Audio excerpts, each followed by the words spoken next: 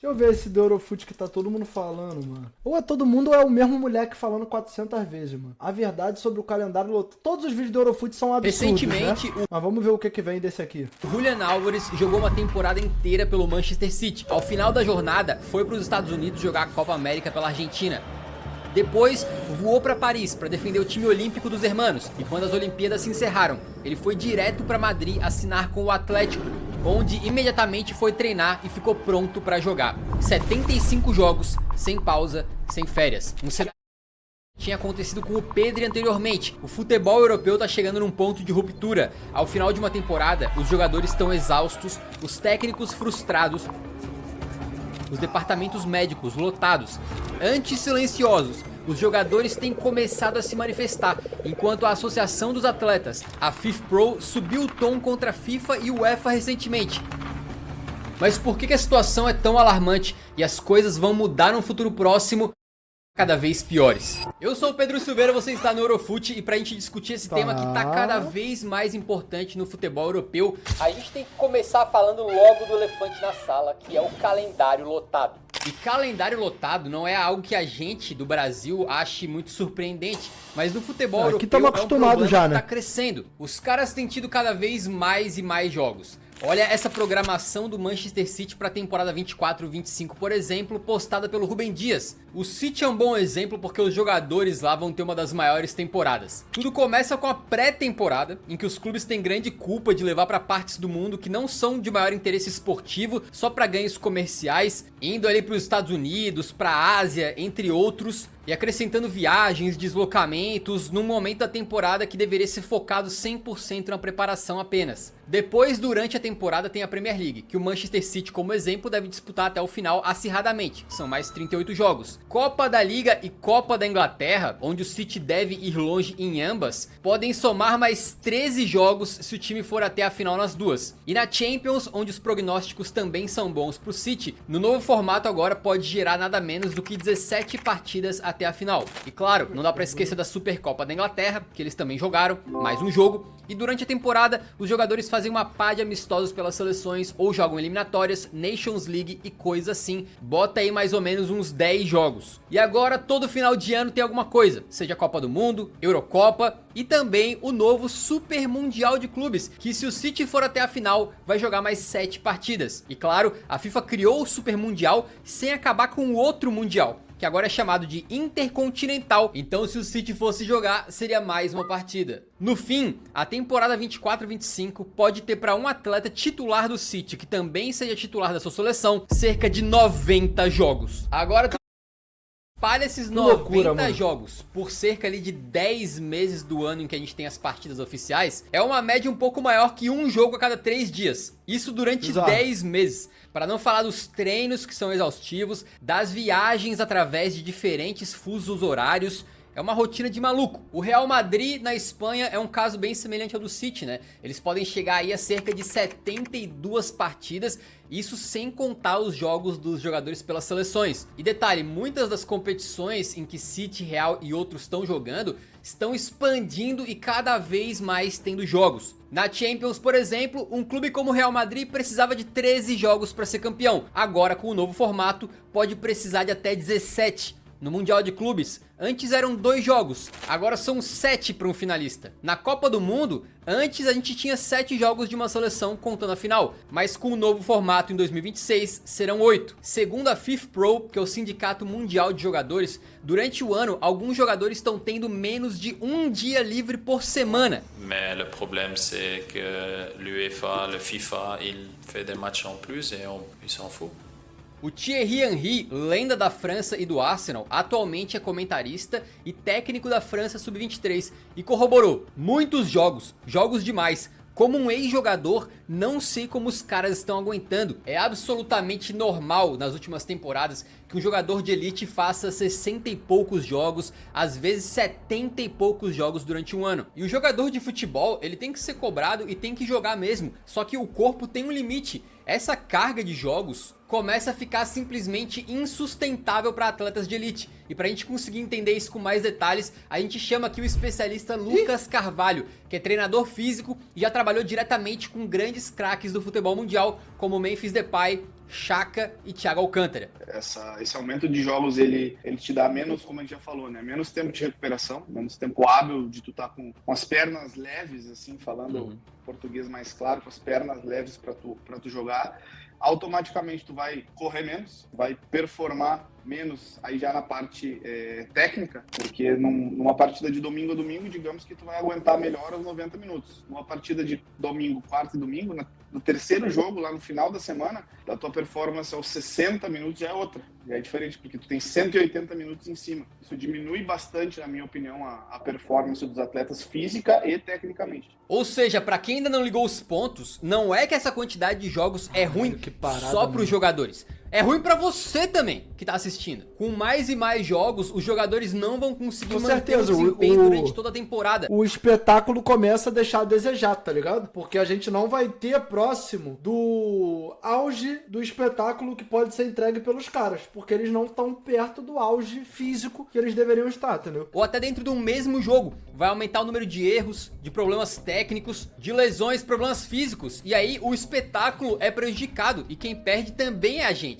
Eu tenho certeza que alguns assistindo devem estar pensando, pô, mas os caras ganham milhões e milhões, os caras são milionários, né? Do que eles estão reclamando? E eu entendo perfeitamente de onde que vem esse tipo de opinião, mas assim, não importa, porque eles também são humanos no final das contas. Não adianta querer botar o jogador de futebol de elite num triturador e achar que isso não vai ter impacto no esporte. Os corpos deles têm algumas das mesmas limitações biológicas que o meu ou o seu. O corpo humano tem limites. E se esses limites são ultrapassados, não só deixam as condições de trabalho muito piores e desanimadoras pelo lado do atleta, mas também faz a qualidade dos jogos cair, algo que a gente deveria se importar. Na Eurocopa de 2024, por exemplo, a gente viu alguns jogos xoxos, né? Um torneio um pouco ruim, de mais briga ali que torneio horrível. Futebol. E isso não era à toa. O Haaland, que não jogou a Eurocopa, mas que entende do assunto e sem dúvidas conversa com atletas que estavam lá na Euro, disse que era claro como os jogadores estavam exaustos na Eurocopa.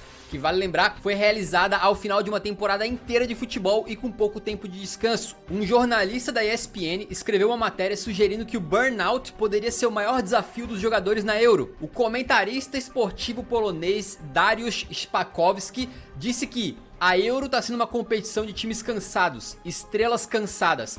A UEFA está espremendo um limão que já não tem mais suco. O Fábio Capello sugeriu que o Bellingham perdeu desempenho na segunda metade da temporada por causa do cansaço. E depois o próprio Bellingham corroborou. Ao término da final perdida na Eurocopa contra a Espanha, ele disse que é difícil pro corpo e que os jogadores estavam exaustos mental e fisicamente. Well, let's talk about the Euro. Did you like the Euro? The best players? Ele caiu muito de desempenho mesmo. Tipo assim, o negócio foi... We're tired. E além do cansaço, uma carga de trabalho dessa faz com que o departamento médico do seu time aí comece a ficar lotado. E aí você pensa, é problema dos preparadores físicos? Eles são incompetentes? É o que muitos torcedores pensam, tá? Geralmente quando um clube tá ali com 10, 12 jogadores lesionados, que acontece com alguma frequência, é normal tu ver na internet os torcedores falando que os preparadores físicos têm que ser demitidos, que tem que trocar a equipe médica, mas inclusive pode ser o contrário, tá? Um estudo recente avaliando especificamente atletas de futebol na elite europeia encontrou um aumento da carga de trabalho e das lesões quando houve uma mudança de preparador físico no clube. Ou seja, mudar a equipe de preparação física nem sempre é a melhor opção, e existe um limite até para os melhores preparadores do que eles conseguem fazer quando o número de jogos é tão grande e o tempo de descanso tão pequeno. Segundo um relatório da Howden, o número de lesões somadas nas top 5 ligas europeias aumentou 37% de 2020-21 até o fim da temporada passada. Vale lembrar que não só o número de jogos está em alta, mas como o futebol em si mudou muito. Hoje a intensidade das partidas é bastante maior que no passado. É só dar uma olhada num trecho de um jogo lá dos anos 70. É muito absurda a diferença. Quando tu para pra ver assim, o negócio é abissal. É outro esporte, mano. Outro esporte. 60, que fica evidente como o ritmo era outro. Segundo um conselheiro da FIFPro, os dados mostram isso claramente. A mudança de intensidade. Por isso o Pelé tem 1000 gols. Pô, não concordo, porque esse argumento diminui o que o Pelé fez, tá ligado? E não é pra diminuir, porque o Pelé fez isso numa época que o futebol era diferente, realmente. Só que Eu sempre falo aqui que eu acho que pra você avaliar o quanto um cara é foda, você tem que avaliar o quanto ele era desproporcional pra época dele, tá ligado? E o Pelé era extremamente desproporcional pra época dele, porque também tinha as coisas negativas, né? Ele não tinha uma estrutura de CT como se tem hoje, ele não tinha uma preparação física como se tem hoje, a bola não era leve como é hoje, era uma bola, quase de, tá ligado? Aqui, o negócio era muito mais pesado, a chuteira não era extremamente leve como é hoje, os caras jogavam quase de bota, então, mano, você tem que levar todas essas coisas em consideração. Não só a parte positiva da evolução, mas a parte negativa de jogar antigamente, que os caras também tinham que lidar, entendeu? Do futebol, né? Teve um estudo recente da Premier League de 2006 em relação a 2016, né? Um período de 10 anos, onde ações de alta intensidade, sprints pré-gol, né? Como se chama, cara, aumentaram coisa de 20%, 30%. Então, realmente, a intensidade do futebol, ela mudou, com certeza. Só que também mudou a incidência de lesões, aumentou. Um estudo publicado no Jornal Internacional de Medicina do Esporte mostrou que entre as temporadas 2006-07 e 2012-13 no futebol inglês, os jogadores deram em média 40% mais passes, fizeram em média 30% a mais de corridas em alta velocidade e aumentaram em média 35% as distâncias percorridas em alta velocidade. Ou seja, o jogo ficou muito mais veloz e muito mais intenso. Isso que eu tô citando um estudo de 2000. Assistir um jogo bom de Premier League não é time merda, não. O time ali parte em cima da tabela legal, é loucura. 14. Imagina hoje em dia. Não à toa, outro estudo da FIFPro indicou que 50% dos jogadores afirmaram já terem jogado com lesões, enquanto 82% dos técnicos já colocaram pra jogar jogadores que eles sabiam que necessitavam descansar. E além das lesões, da fadiga em geral, essa carga excessiva de trabalho também gera um peso mental muito grande. Geralmente os jogadores passam muito tempo longe das suas famílias, em viagens intermináveis, com o corpo extremamente exausto no ambiente de alta pressão, em que eles são cobrados por eles mesmos, pelo técnico, pela torcida e claro, pela mídia. People don't think about the mental aspect of the game. Mentally, it's difficult to recover, especially when you're the guy of that team that everyone always expects for you to deliver. It's not easy. Pra você ter uma ideia, a gente sempre considera que a lesão é uma coisa terrível, né? Mas o Kevin De Bruyne recentemente deu uma declaração chocante e bem honesta sobre um período recente em que ele teve lesionado. Yeah, to be honest, I enjoyed it in a way. You know, obviously the beginning is a big blow. Then on the other hand, I could enjoy a little bit the things that I've not been able to do with my family, with pior que faz sentido, mano. O pior é que faz sentido, mano. I took it that way and you know, in a way maybe it was good to refresh a little bit and I took it that. E obviamente o Kevin não é o único. O Varane se aposentou da seleção francesa aos 29 anos, dizendo que a carga de trabalho era tanta que o eu jogador está engolindo o eu ser humano. Imagina tu jogar tanto que chega uma hora que o cara gosta de se machucar porque pelo menos ele consegue uma folguinha. É um sinal claro de que uma hora os jogadores têm que dizer chega. E tudo que a gente tá falando aqui muitas vezes era papo de mesa redonda. Tu ligava ali num programa esportivo e geralmente os caras da mesa ficavam discutindo por horas ali sobre isso, mas meio que nada era feito. Os protagonistas do futebol, os jogadores e também os técnicos, raramente davam alguma declaração ou colocavam esse tema publicamente, só que isso tá mudando. Tudo tá limite, né? Uma das declarações que mais me impressionou, e quando esse tema ainda tava um pouco frio, tá? Foi o Guardiola sugerindo que a única forma de lutar contra o inchaço absurdo no calendário seria os jogadores fazerem uma greve. Desde então, esse tema foi ganhando corpo, com cada vez mais jogadores dando indicações de que eles querem ir nesse caminho. Klopp falou que os jogadores da Premier League estavam sobrecarregados, que era preciso falar disso até que as pessoas entendam, e que alguém precisava fazer alguma coisa. Ancelotti disse que o problema é o calendário demasiado exigente. Si no, los organismos que mandan y que deciden esto, se no empiezan a pensar que los jugadores se lesionan porque juegan demasiado, tenemos un problema. O brilhante comentarista brasileiro Rafael Oliveira foi bem direto. A elite do futebol europeu também já atingiu o limite. Não há espaço para mais jogos. E esse limite fez com que a sugestão do Guardiola, lá de trás, começasse a ganhar mais apoio. Tudo começou quando a FIFPro, de novo o Sindicato Mundial de Jogadores, resolveu agir e levantou a voz contra a FIFA e a UEFA, dizendo que as organizações tomam decisões unilaterais, sem ouvir as outras partes interessadas, principalmente os jogadores, com a gota d'água sendo a criação do Super Mundial de Clubes. Primeiro, a FIFPro ameaçou processar a FIFA. Depois, disseram que as tentativas de diálogo falharam. Aí saíram da ameaça e de fato processaram a FIFA. Caralho, Depois a FIFPro acionou a FIFA na Comissão Europeia. E agora a gente vai ver no que isso vai dar. Mas o sindicato possui apoio de diversas outras organizações que representam jogadores, como a PFA, Associação dos Jogadores Profissionais da Inglaterra, cujo presidente disse que os jogadores estão chegando num ponto de ruptura. E claro, a FIFPro também tem recebido apoio cada vez maior dos jogadores e publicamente os caras começaram a falar. O nosso brazuca Alisson ironizou: é ótimo adicionar mais jogos num calendário que não está lotado. O defensor Willi Orban, da Hungria e do RB Leipzig, disse que ama futebol e que por ele gostaria de jogar mais e mais, só que o corpo não tá aguentando, sugerindo ali que o calendário tá num nível perigoso para a saúde dos atletas. O Son disse que agora é normal que os jogadores se lesionem pra caramba. This is not fair. O Rodri é um dos que tem sido mais vocais em relação ao problema, dizendo que os jogadores estão perto de fazer uma greve e que isso é a opinião geral dos atletas, e que talvez eles não tenham outra alternativa. Curiosamente, 6 dias depois dessa declaração, o Rodri rompeu o ligamento cruzado do joelho. O zagueiro espanhol Laporte corroborou e disse que a greve pode ser a única solução. E o Koundé resumiu a situação: estamos falando por 3 ou 4 anos. Os protagonistas, os jogadores, não estão sendo ouvidos. Vamos chegar ao ponto de fazer greve, porque a verdade é que será a única forma de nos ouvirem. At one point it's tiring. I see players sometimes playing without the joy anymore.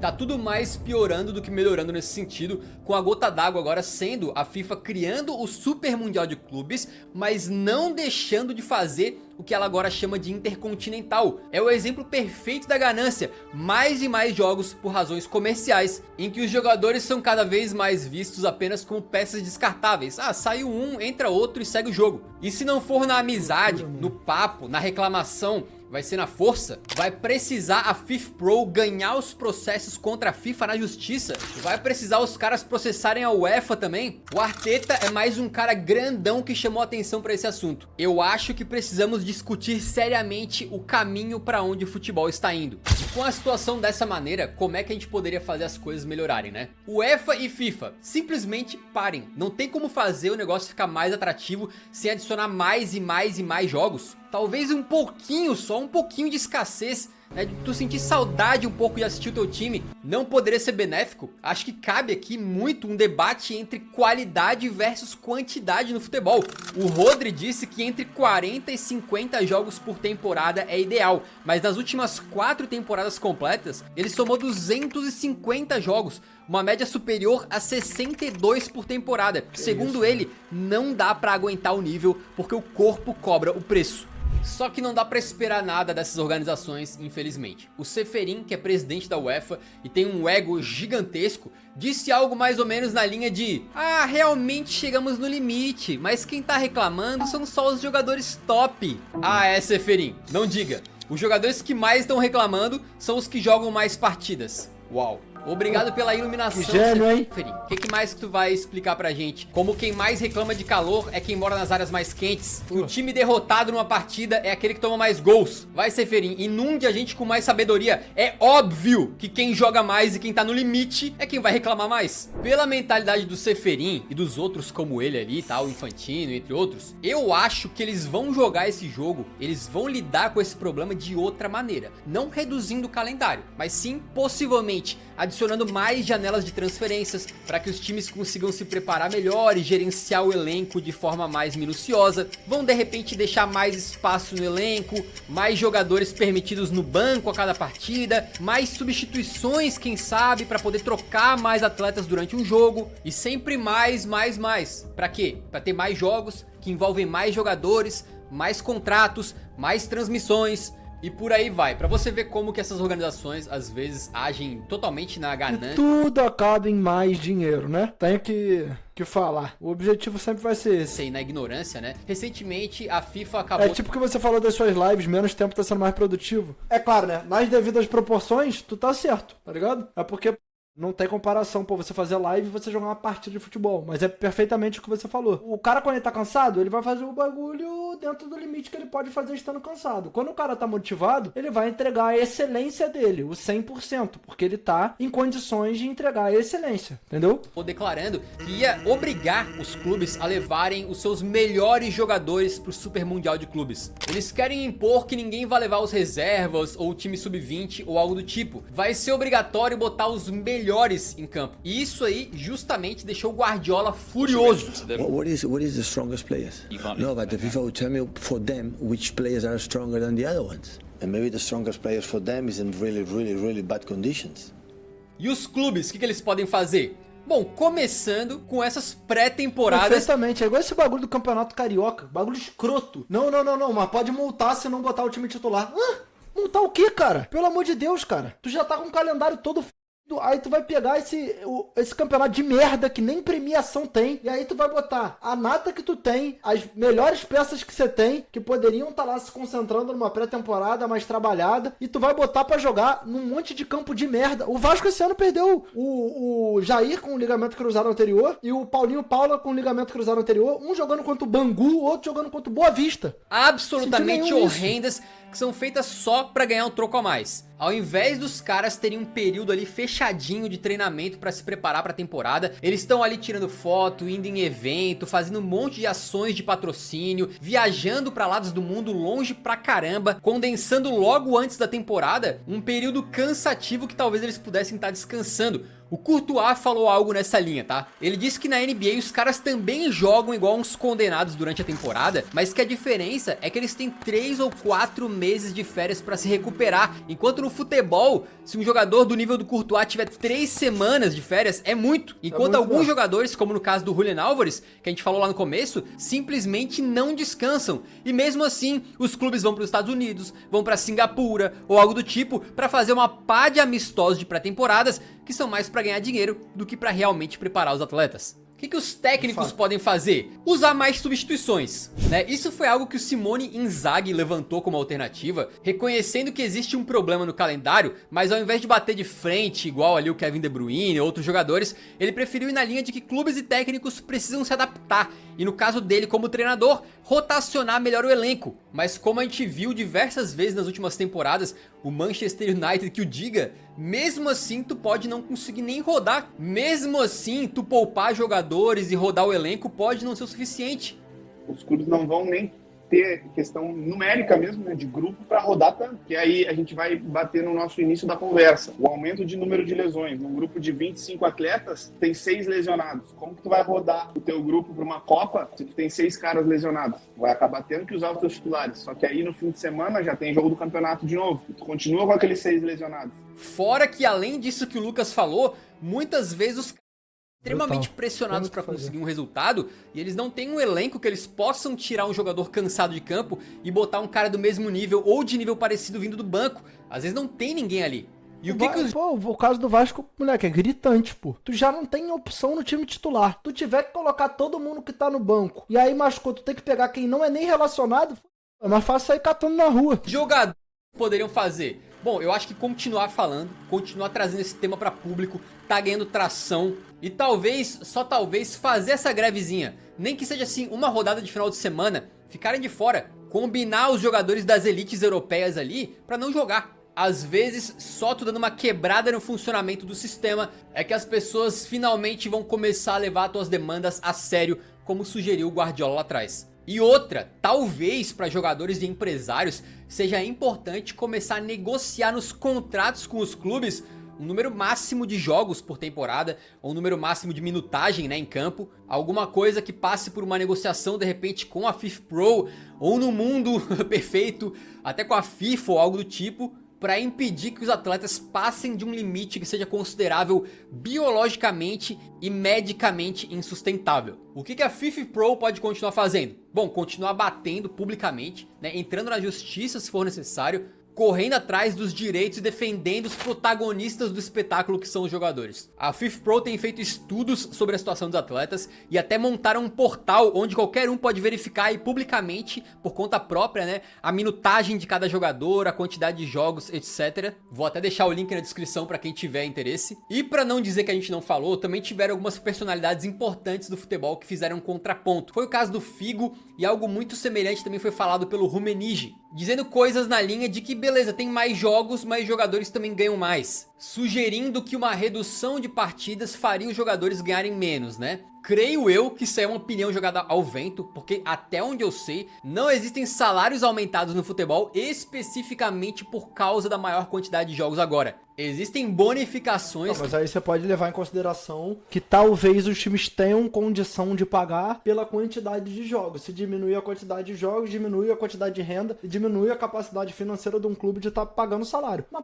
mano, se o cara recebe 3 milhões por mês e vai receber 2.600 e vai começar a ter menos jogo, o cara vai aceitar, mano. Que os jogadores ganham por partida jogada e tal, sim, mas em termos de salário, por exemplo, o Manchester City fala, ah não, agora em vez de 2 jogos no Mundial, vocês podem jogar até 7, por isso o salário de vocês vai aumentar X%. Duvido. De qualquer maneira, o Carlo Ancelotti rebateu esses argumentos do Figo e do Rummenigge, dizendo que na visão dele, os jogadores de elite sim aceitariam, se rolasse essa troca, de diminuir um pouquinho os salários para jogarem menos. Agora, você acha que a FIFA aceitaria isso? Você acha que a UEFA aceitaria isso? Numa boa? Claro que não. Até porque não são eles que pagam os salários dos jogadores, né? E o Piquet também deu uma sugestão. Para ele, poderia ser uma alternativa simplesmente diminuir o número de times nas ligas nacionais. Então ele falou, por exemplo, uma La Liga com 16 times ao invés de 20. O que realmente poderia ajudar a solucionar o problema, só que jogaria a batata quente no colo de outros clubes. Dos clubes pequenos que não estão sofrendo com inchaço de calendário, com o Alavés da vida, com o Osasuna, que basicamente dependem do Campeonato Espanhol, por exemplo, né, e da Copa do Rei um pouco em parte, para levar a temporada. Então o problema é com os clubes de mais alto nível. São os clubes que estão na Champions, são os clubes que estão no Mundial de Clubes, são os clubes que enchem as seleções de jogadores. O problema tá aí. Mexer nas ligas me parece que resolveria o problema para uns, enquanto pioraria a situação para os outros, para os times menores, né? Por último, então, o que adianta você gastar seu tempo para assistir o seu time se os jogadores mal conseguem jogar às vezes, e não é nem por falta de qualidade ou falta de capacidade de jogar bem, mas simplesmente porque eles chegaram no limite? O que adianta você pagar caro pelo streaming ou pelo ingresso para ir no estádio e o jogo ser uma bosta? I want to see the best players on the field delivering. When I go and watch Man City at the beginning of the season, I don't want to see Foden on the bench and Rodri on the bench because you have to make sure that they recover at the beginning of the season. É até meio cruel pra nós, torcedores, né? Chegar e começar a julgar os jogadores no fim de uma temporada em que o camarada atuou em 70 partidas e não aguenta mais, em que o corpo tá pedindo arrego. Pelo bem do espetáculo, eu acho que a gente deveria priorizar pelo menos um pouco a qualidade na frente da quantidade. E que a gente deveria considerar ficar do lado dos jogadores nessa aí. Até porque, geralmente, se você eu acho que não é nem a questão de, da gente considerar. Eu acho que, mano, é uma opinião muito clara. Claro que, pô, cada um pensa da sua maneira aí. Mas, mano, eu acho que a linha argumentativa dos jogadores e dos treinadores, ela é muito fácil de ser compreendida. Não é um bagulho complexo pra... Por mais que a solução possa ser complexa, a demanda, o pedido, a reclamação que eles estão tendo é muito clara. E tem toda a razão, entendeu? Contra a FIFA e a UEFA, você tá do lado certo da história. Os jogadores são ricos sim, são privilegiados sim. Na elite eles são milionários sim, mas ainda assim eles precisam descansar, precisam ter uma vida fora do futebol. Não podemos tirar o privilégio financeiro desses caras que realmente são muito bem remunerados em relação a... Vamos colocar aí 99% da população que tem os seus trabalhos normais, entre aspas. Mas por eu conviver com os caras, muitas das vezes eu visito eles para o atendimento e eu vivo a rotina mesmo. Eu fico na casa dos atletas, aí tu vai lidando com a família, vai conhecendo. Não tem nada mais desejado para um jogador de futebol que uma folga ou férias. Cada um vai tirar suas próprias conclusões de tudo que eu falei, mas pensa comigo duas situações e vê o que você prefere. A gente ter, digamos, 50 jogos na temporada, com as principais estrelas jogando quase todos eles, o nível técnico mais alto, cada jogo tendo mais importância, ou 70 jogos com times mais cansados, muitas vezes mistos, reservas em campo, fora como o Henry falou, erros técnicos e aquela sensação de, pô, o time acabou de jogar e já vai jogar de novo. Se continuar como tá, vai piorar a qualidade do jogo e quebrar jogadores que às vezes parecem estar jogando no limite mental, físico e sem paixão pelo jogo. Esse tema é muito importante e tá esquentando demais. Considere enviar esse vídeo pra um amigo que também é fanático pelo futebol europeu. Pô, vídeo muito foda, mano. O canal deles é muito bom. Tipo assim, em relação ao futebol, me arrisco a dizer que tirando... É porque tem os canais que são aqueles caras que, pô, vão cobrir dentro do estádio e tal. Mas, tipo assim, em relação a esse estilo de vídeo, o Eurofut vem muito forte, mano. Vem muito, muito, muito forte. O canal dos caras é muito bom. Tipo assim, as edições são muito boas, a apresentação é excelente. Mais um videozaço do Eurofut falando aí sobre essa complicação em relação ao calendário do futebol europeu, que também se estende pra cá, né? O que acontece é que o que tá acontecendo lá é o que já acontece aqui há muito tempo. Então talvez uma eventual greve lá poderia acabar acarretando numa greve aqui também. Então a gente tem que saber que não é algo como se fosse distante da gente.